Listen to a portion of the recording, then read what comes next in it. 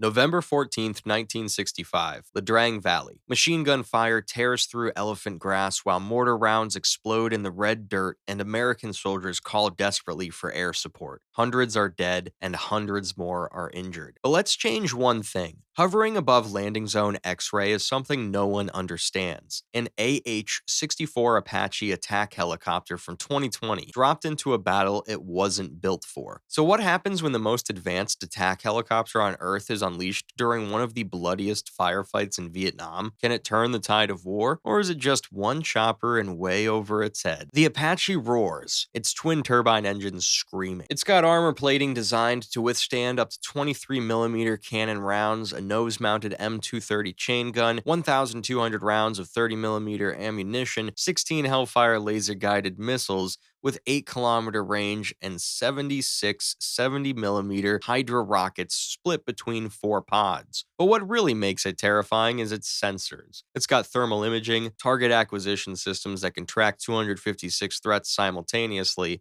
and a helmet-mounted display that points the chain gun to wherever the gunner looks. In 1965 terms, it's the firepower of a squadron guided by technology of the distant future. The Apache cruises at 165 miles per hour and tops out at 182. Its combat radius is 300 miles on internal fuel, or enough for 3 hours of continuous operations, and its composite armor can take small arms fire without a mark. Even the rotor blades are built to survive 23mm hits. But it's not invincible. Those turbines guzzle fuel, its ammunition is finite with no resupply in 1965, and if the North Vietnamese concentrate enough firepower, even an Apache can fall. Speaking of the North Vietnamese, they've got 3 full regiments in this fight: the 32nd, 33rd, and 66th. We're talking about 4,000 battle-hardened soldiers who know this jungle like the back of their hands. They've got AK-47s, RPD machine guns, 82mm mortars, and most dangerously, the will to accept massive casualties for their cause. Their commander, General Chu Huy Man, has one strategy: get close and stay close. Grab them by the belt buckle, they call it. Hug the Americans so tight that their artillery and air support become useless.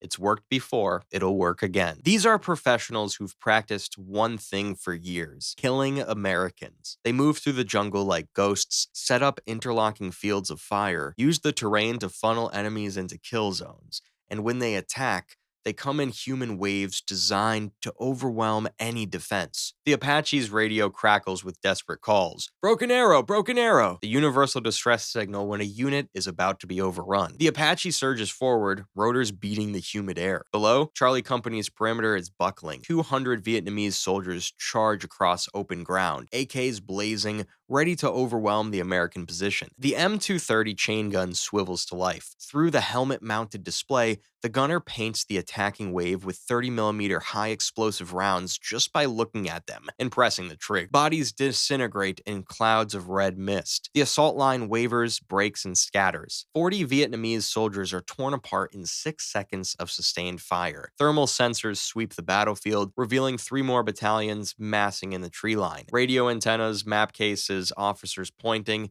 It's a command group clustered together and convinced they're invisible in the distant canopy. No idea they've already become the next target. A Hellfire missile leaves the rail, and its laser designator locks steady on the command post, 8 kilometers away. 18 seconds later, the entire post evaporates in a ball of flame and shrapnel as the Mach 1.3 missile finds its target. The coordinated assault loses its brain before it even begins, and half the battalion commanders suddenly go silent. The Apache shifts position, disappearing behind a ridgeline only to pop up 2 kilometers away. More heat signatures bloom on the thermal display. This time, it's mortar teams setting up to pound the American landing zone. The rocket pods adjust, and a dozen Hydra rockets streak toward the mortar. The ridge erupts in overlapping explosions and secondary detonations as stationary mortar rounds cook in the inferno. The battle transforms into something the Vietnamese have never experienced. Every time they mass for an attack, death arrives from above. The chain gun chatters in short, efficient bursts. Rockets appear at unimaginable speeds and from unexpected angles. Hellfires turn fortified positions positions into smoking craters before they know they've been spotted. The jungle that has always been their shield becomes transparent. Hidden soldiers become sitting ducks. The Vietnamese try to adapt, spread formations, multi-directional attacks, but the Apache moves too fast and hits too hard. It races from sector to sector at 150 miles per hour and seems to already be wherever the threat concentrates. That distinctive sound of its rotor becomes the stuff of nightmares for the Vietnamese, now struggling to simply catch their breath. By noon, the entire dynamic has reversed. Instead of surrounding the Americans and picking them off, the Vietnamese are pulling back, trying to break contact and recoup. Meanwhile, thermal imaging tracks their retreat. The fleeing soldiers glow white hot against the cool jungle floor. Rockets slam into retreating columns. The chain gun picks off stragglers. Soldiers abandon weapons to run faster. Unit cohesion collapses entirely. They came expecting casualties, but not like this. It seems like there isn't a fight to be had, but the Apache has its limits. Fuel gauges drop toward empty, ammunition counters tick ever downward,